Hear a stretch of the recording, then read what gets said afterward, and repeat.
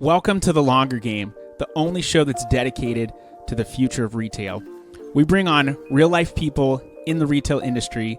We talk about their experiences, we share their stories, we apply it to what's currently going on in the market, and we look towards the future of retail. You could say it's retail reimagined.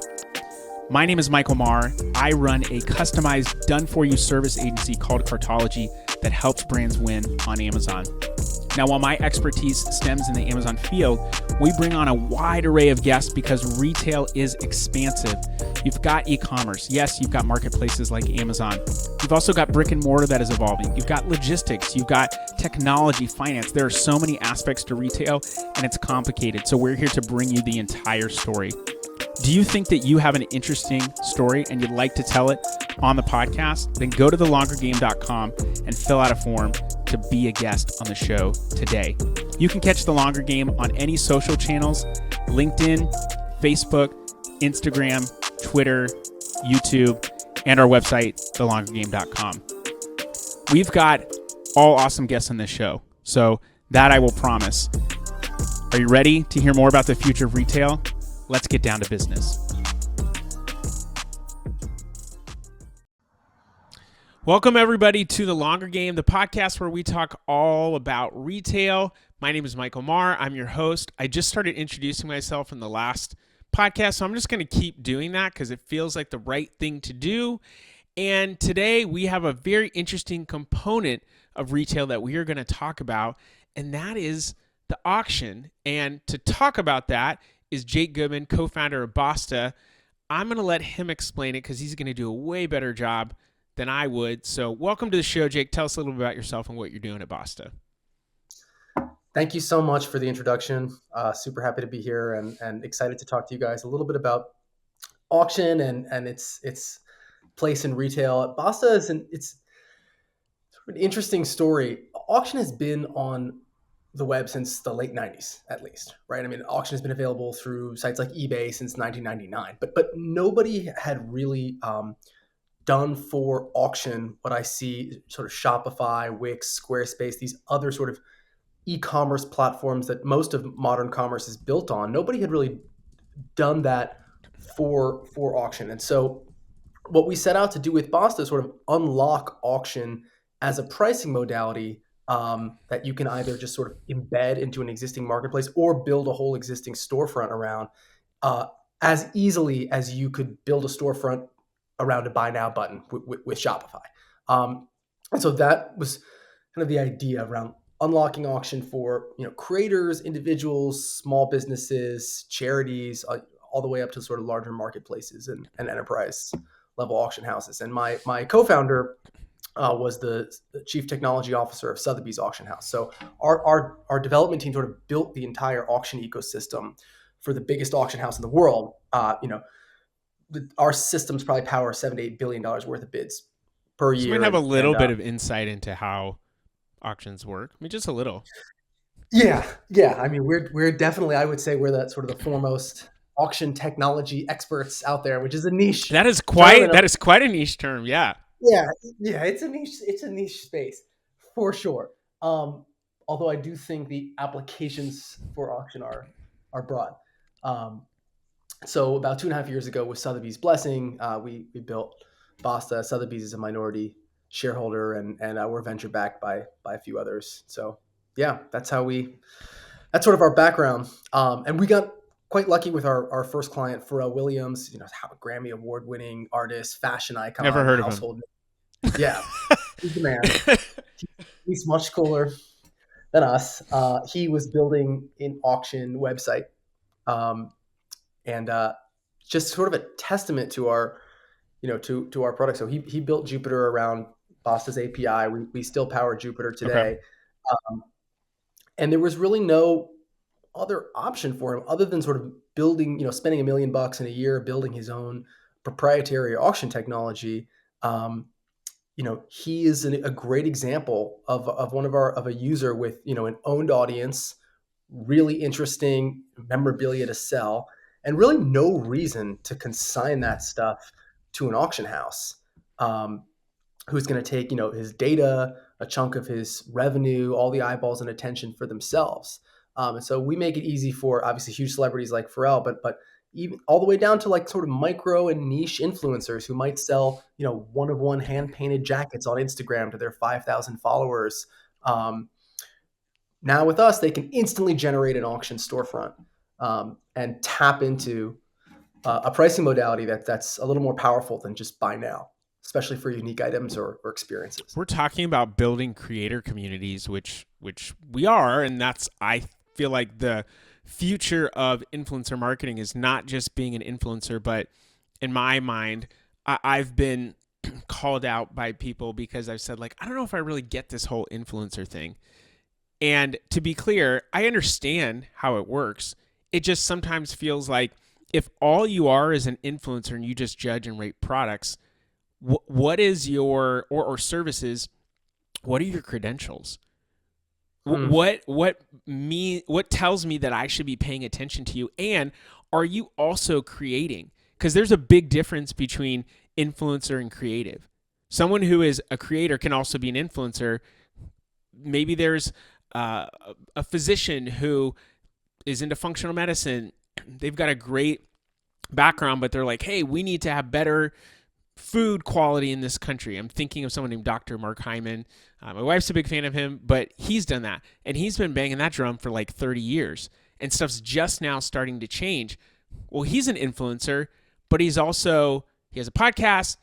He has a company that he runs. So like there's more to it than just simply influencing. That's what to Absolutely. me feels like a means to an end. And so when I think about someone like Pharrell, who's got this incredible catalog, change clothes, then go. I don't know if we're gonna have to edit that, but I sang it, so it wasn't That sounds technically great. wasn't the music. Thanks. But it technically wasn't the actual sound, so maybe that will work. But he's got this incredible catalog, incredible influence, fashion, like you said, like all this stuff. Why can't he just take what he's doing and turn it into something that he can leverage and he can kind of do at his own Exactly. disposal instead of it having to go through what feels like could be more of an outdated process for what he's wanting to do and the audience you want to reach. There's so many additional things that you can add on there, but he wants to reach his audience. They're probably not going to be at Sotheby's. I mean, maybe Exactly. they would be. Maybe there'd be some really rich people that would want to buy No, something from that's a great point. And also, I just think conceptually, you're kind of dead on around the term influencer. I mean, I like to use the term creator. I think influence is sort of an ancillary byproduct Yes. of you being an interesting person, and creating something valuable and interesting, whether it's on TikTok or Instagram or your website or whatever. Um, Influence should be the result of that, but not necessarily the means that justifies it. And I Well think that's said. really well. Boom. Yeah, You condensed it, what I said, in like 3 minutes down to like 10 seconds. So yeah, influence is the byproduct. It is not yeah. the Oh, main I thing. think that's a great way to look at it. And so, in that sense, we've run these interesting sort of influencer, creator, whatever word you want to use, auctions where one of the last ones we ran, for instance, was a cooking creator on Instagram. He's got 275,000 followers, and is, of course, a traditional influencer in the sense that part of his livelihood comes from ads. Um, and our auction storefronts give him a new way to monetize his following. His following is interested in his content, wants to connect with him, perhaps in a deeper way beyond just viewing a story or a reel. And so now, clicking the auction storefront link in his bio allows you to sort of bid on a one-of-one Zoom cooking class with him. Ooh, cool. And yeah, which is exciting, and especially for like the average creator livelihood I've read is about 40 to 60K a year. And so if you're able to generate another grand or another few grand a Hmm. month through auction, I mean, I've it's heard even less. significant. I've heard it's like average influencer. Or no. 30 maybe. Yeah. Right. So it's a significant, if you have something meaningful to auction that your audience will connect with, it's a significant source of ancillary revenue, whether you've got 5,000 followers or you're, some of the artists with like 50 million followers, like Jackson Wang, who we closed an auction with recently, a big K-pop star, was able to generate 90K winning bid just for the ability to show up and watch him film a music video. And so even at the highest level, I mean, that's real Man. ancillary revenue for celebs and people with I wonder influence. what someone would pay for me to record a music video. Probably not very much. But that actually brings up something really interesting, which is as we think about brands in the retail ecosystem, I mean, Pharrell Williams is a brand. Jackson Wang, I Absolutely. don't, know as well, but he has a personal brand. Oh And so yeah. monetizing that is your clothing line. Maybe it's something like how Jay-Z had Duce, and Hmm. I think he just sold it back to Bacardi for, I want to say it was Bacardi for like 750 million or something crazy like that. So Wow. you have this brand, this product, and maybe it's not yours outright. Maybe it's a collaboration with someone, or Pharrell does a collaboration with a designer or something like that. So like that's really cool. But what if you can then monetize your personal brand by things that are unique and special to you, one-offs? And then another step further is I think about like a brand, let's say Nike, just a big brand. Maybe they can say, hey, we have this auction that we want to run on this one item. You can come, they can build PR around it, they can do press. And brands are always wanting to have some kind of exclusivity and some kind of excitement around something. So instead of saying only 100 left of this item, you can now build buzz, build PR around your website or around an event or something that you're doing with this auction capability built right in. That's you. I couldn't have articulated the value You can prop hire me to brand. anytime you want. For real. I mean, that's perfect. And so that's kind of the pitch we're going out to brands like Supreme, Nike, Chrome Hearts, even Tiffany's. So Nike's an interesting example too because they get killed on their own resale. I mean, the Nike website probably gets a billion clicks a week. Their resale market is enormous. Same with Supreme, and yet they don't make any money, to my knowledge, off of their Mm. own resale market. So what we can do is just sort of instantly um, give them a page on their website through our API that allows them to just engage in auction seamlessly in their own brand without having to work with the Sotheby's or a StockX or any kind of other sort of online auction marketplace. But yeah, I mean, I think for brands like Kith too that do sort of one of one unique drops, auction is an interesting way to create urgency and excitement over a It's drop. real excitement and real urgency. It's not the, Yeah, only so many of these things left when everyone knows there's, it's probably not the case too. Which to me is yeah, like, that's an authenticity and trust. You're showing that you're authentic and you're building trust with your audience by offering this exclusive thing and inviting them to do that. But also legitimately, there is exclusivity. It's not faked. exactly. And some of our bigger users have been in the vintage resale space for sure. I mean, we haven't had a brand like Nike yet, but the vintage sort of auctions tend to do really well.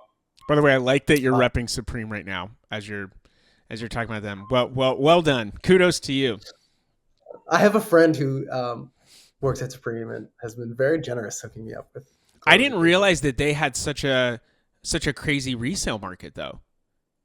Supreme, I think, has the biggest resale market Really? in the Is it huge. because I get the Nike thing, like this is a limited edition Sure. thing. Is it the same thing with Supreme? Is there another Kind layer? of the same thing. I mean, these runs, on Supreme items Okay. are sort of don't come around again once they're sold out and they're sort of looked at as collector's items. And I think that people have whole businesses around that, particularly on eBay, which we're not trying to disrupt, by the way. Like I think the eBays and auction marketplaces of the world will always Yeah. exist. I think what we're really built for is for creators and brands with their own audiences, just to leverage auction as a tool in the same way they would leverage buying Yeah, a because house. something like eBay is going to be for maybe your general person who's not a creator. I just want to offload this item, but also there are a lot of new items that get put on there, so it is a marketplace in that sense. It's not to the scale or volume that a place like Amazon would be.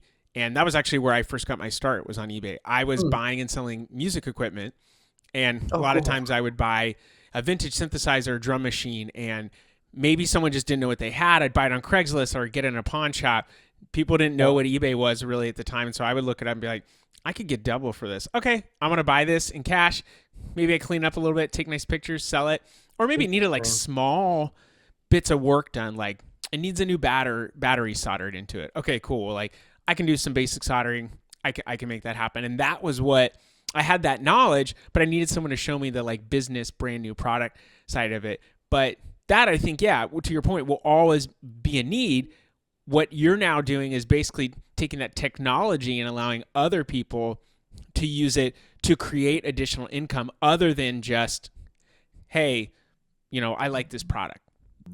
And it's been interesting to see the kinds of auctions that our creators run, because I mean, auction is niche, but there's also can be leveraged in a number of different ways across different sectors. It's sector agnostic. It's not like this just works for the vintage clothing space or just for the fine art space. And so, like the other day, we had somebody run a streetcar auction where this guy runs this incredible page where he helps post and promote listings of these like souped up streetcars. I think he's out of Houston, Man, Texas, and he contacted us and he was like, I want to use the tool to run an auction. And so he auctioned off, built a page and auctioned off this incredible car. And it's just a use case I never necessarily expected somebody to be doing over Instagram. crazy. And very cool. Yeah. Auctioning a car off Instagram.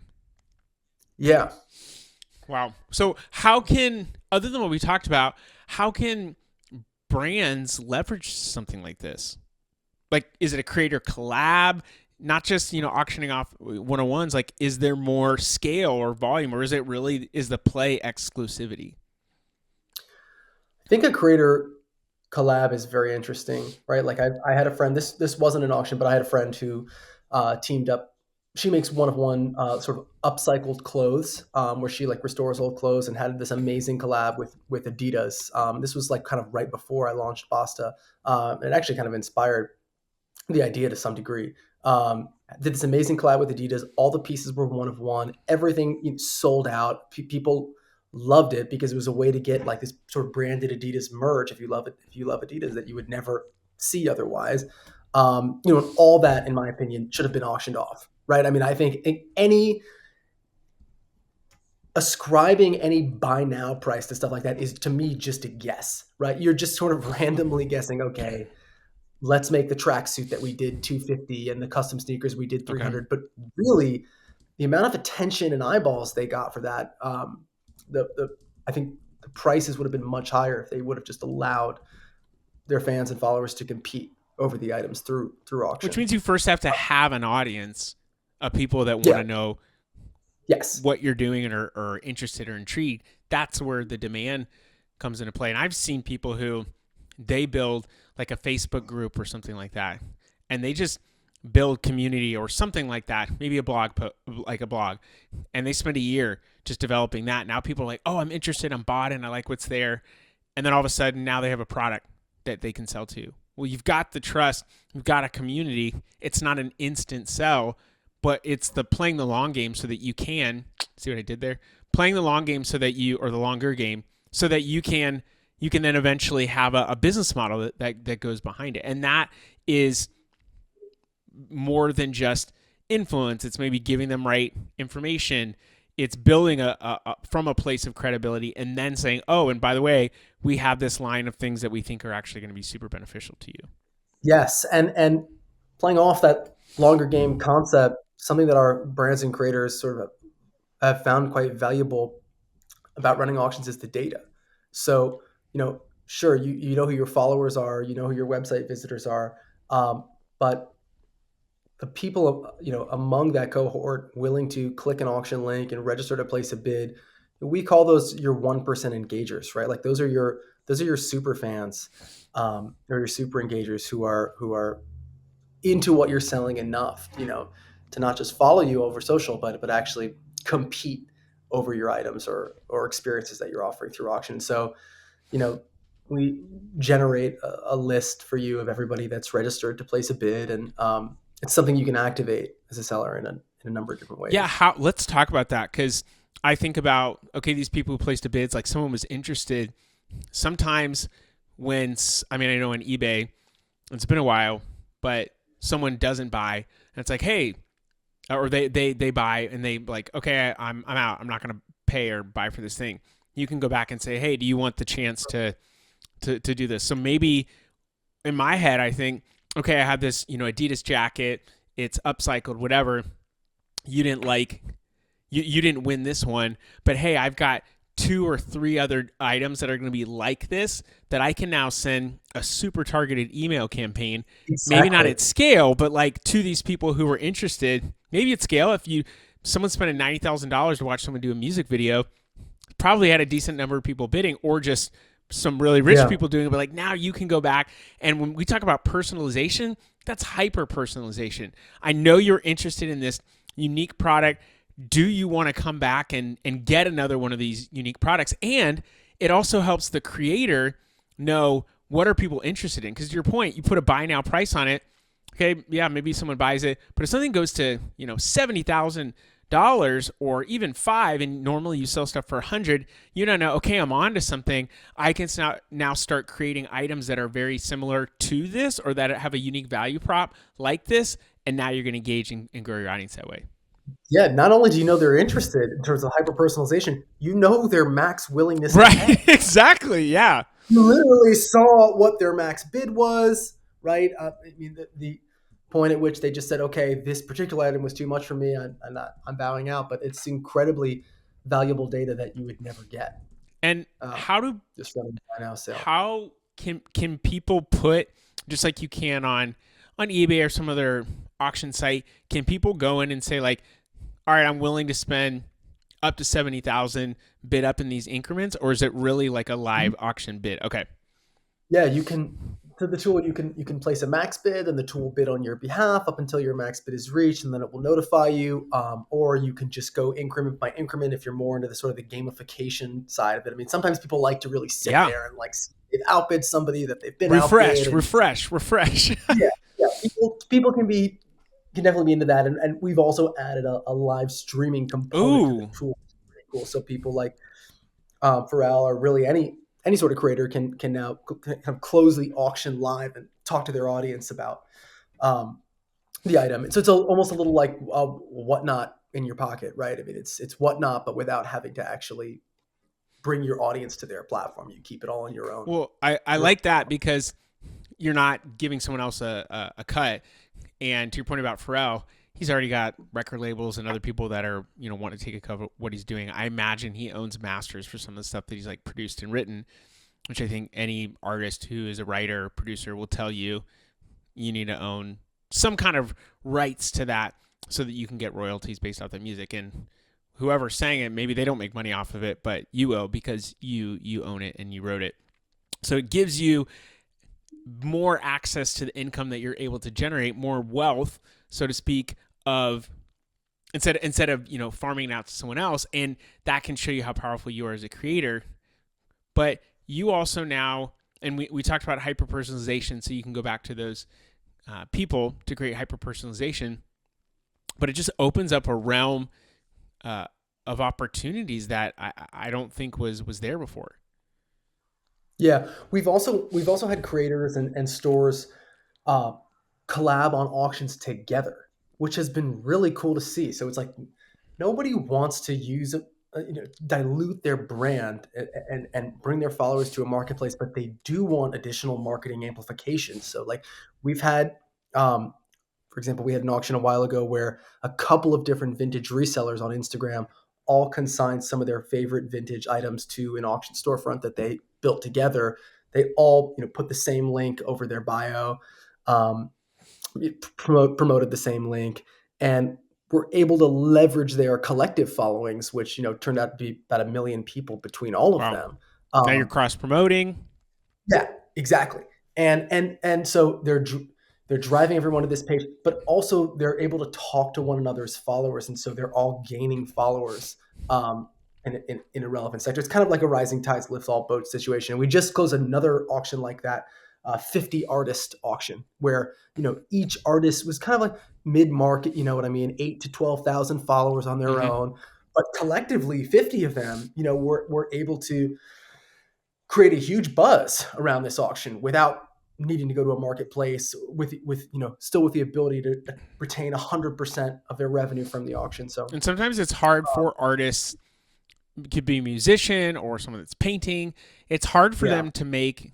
Could be hard for them to make a living and earn money. Maybe it's, do I do a physical show and invite people in? Do I know people who are going to spend money on the the art that I'm creating, or how do I access those people?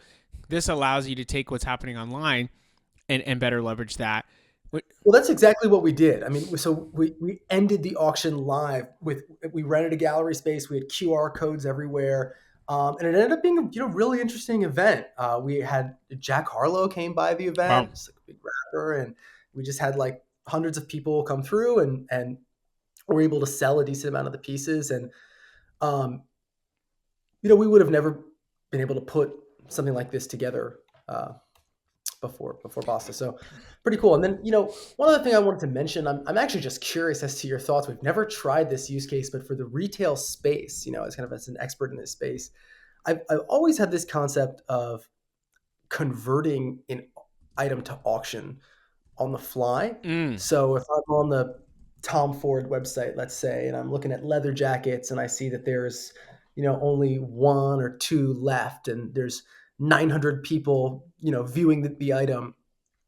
Is it interesting to convert that item to auction on the fly and just say, okay, it's a bad customer experience for something to just sell out. Yep. At this, once we get to a certain level of inventory, you can just bid, and the person who wants the most will win. I think find stuff like that is sort of interesting, somewhere between like price gouging, but also a way for consumers that really want the item before they sell out to get access. You also mentioned live streaming, and I don't know a ton about the Chinese market, but I know that's how a Mm. lot of people buy. I've Oh seen yeah. those Oh yeah. images of someone that's got like 100 cameras on them and they're live streaming, and that's how they buy. Which, like, you think about QVC, that seems almost crazy, but Amazon has introduced some live streaming. I think it's been pseudo effective, and it could just be cultural differences. Like maybe that's just something that's really developed in China, and that could only, maybe only stays there. But that's another way to access people and create excitement and engagement, creating an event, around this thing. That to me feels like there's a ton of potential there that's untapped.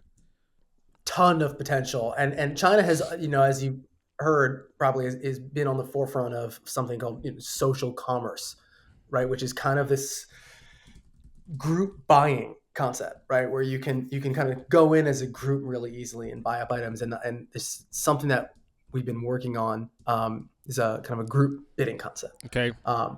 which nobody else is really doing. Will allow groups or teams, whatever you want to call it, of followers and fans across social to actually go in together, um, and bid and place bids together, So rather like than you're just kind you're of. saying, hey, I'm gonna go 50-50 on this with you.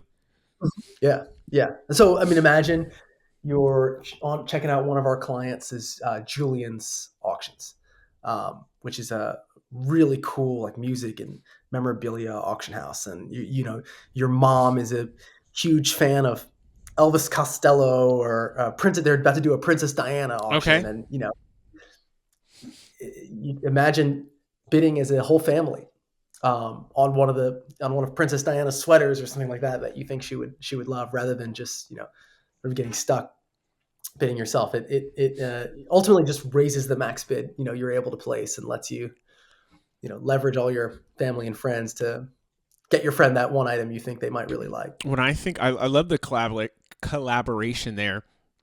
When I think about technology, I mean, one, it's a tool. Just like people say money is the root of all evil. They're wrong. They don't. That's a misquote from the Bible. It actually says the love of money is the root of all evil. Money is a tool. It is in and of itself neither good nor bad.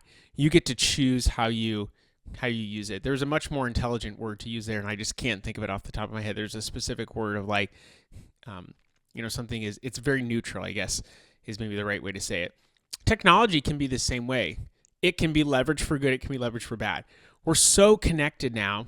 We're so attached to our phones, and yet we become so much more isolated.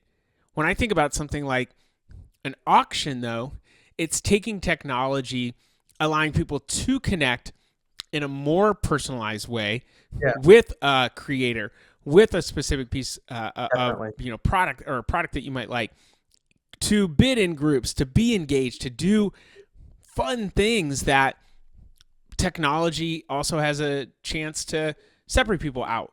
Um, so like I think that's cool. I don't know if you've thought about how that plays into current culture, like people just being, glued to their phones versus really engaging, like looking up.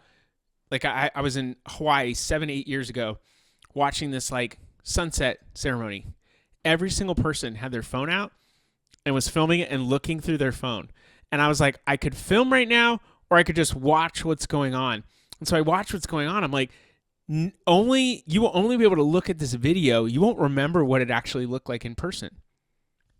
Yeah, there's a very strange obsession with capturing moments sort of just for the sake of capturing and sharing them. It's like there's somebody said, I'm going to bastardize this, but somebody said something like if a tree falls in the forest, You and don't no one film was it. around. Did it fall? Right. Exactly. And now our version of that is like if nobody caught the tree falling on Instagram, like did it even really happen?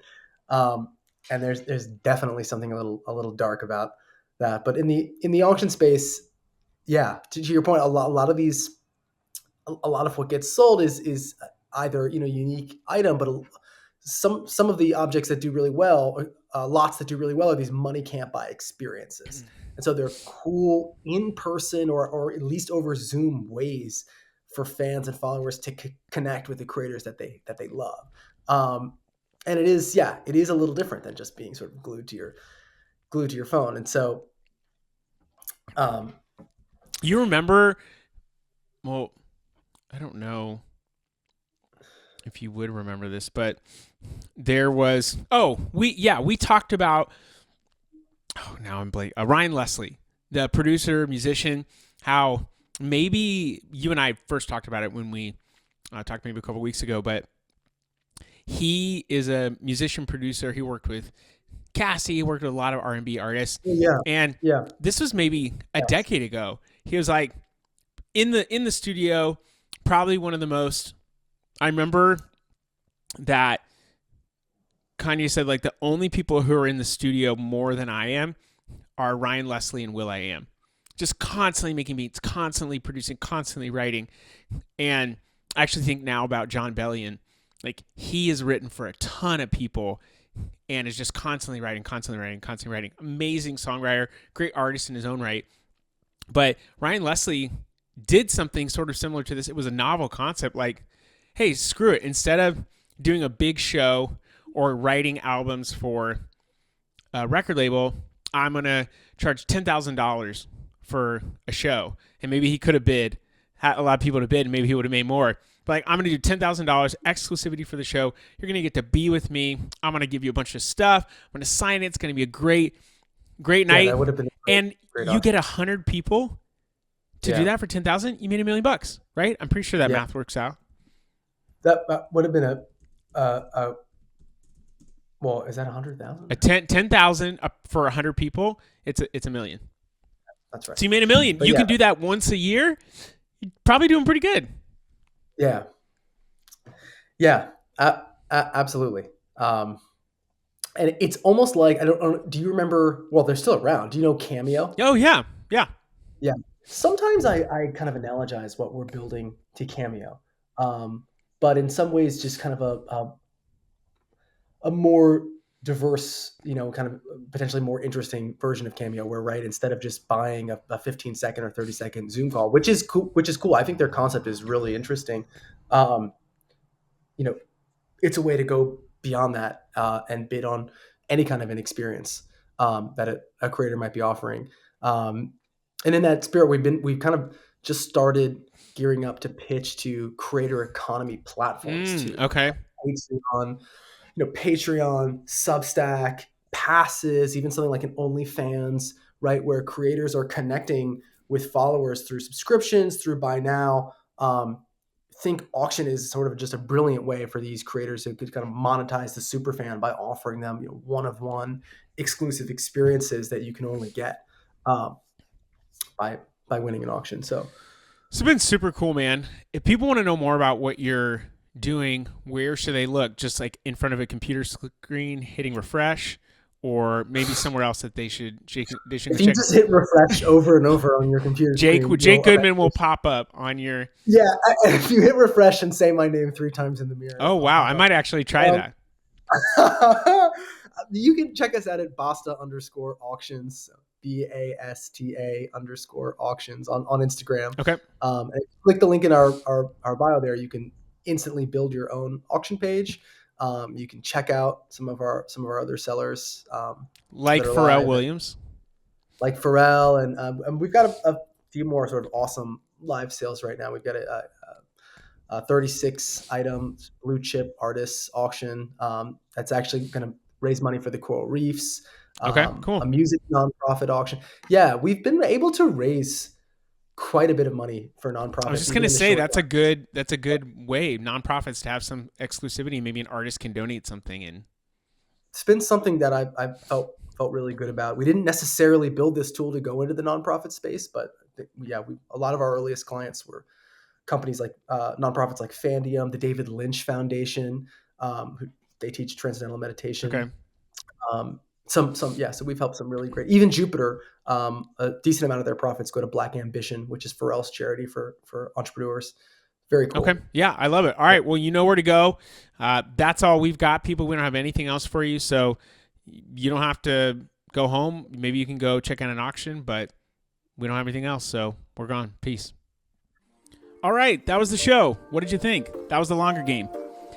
We would love for you to share the show with other people and to leave us a review of the show. So go to iTunes, go to Spotify, you can go to YouTube, comment, leave a review, and share this on any social channels that you are active on and wherever you have influence. We want to share this story and stories like it to as many people as possible. Do you have a compelling story and do you want to come on the podcast and talk about it, and you're in the retail industry? Then go to thelongergame.com, fill out a form, and we will contact you about coming on the show. You can find us on any social channels, Instagram, LinkedIn, Facebook, Twitter, and you can go to our website, thelongergame.com, to actually read all of these episodes in blog form in text, because we know not everyone's going to listen. This podcast is brought to you by my agency, Cartology.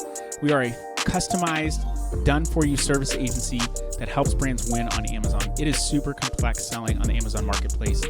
We help simplify that for you. This podcast is also brought to you by Podcastify Me. They are a full-service podcast production company that designs podcasts around people who are paid for their advice. That is coaches. If you want someone to help create, strategize, and distribute your podcast to the masses, go to podcastify.me to find out more. I've so enjoyed that you've been a part of the conversation and that you've given of your time to hear these people's stories. We'd love for you to share. If you want to find out more, just go to thelongergame.com. Hope you have a great rest of your day. Stay blessed. And until next time, cheers.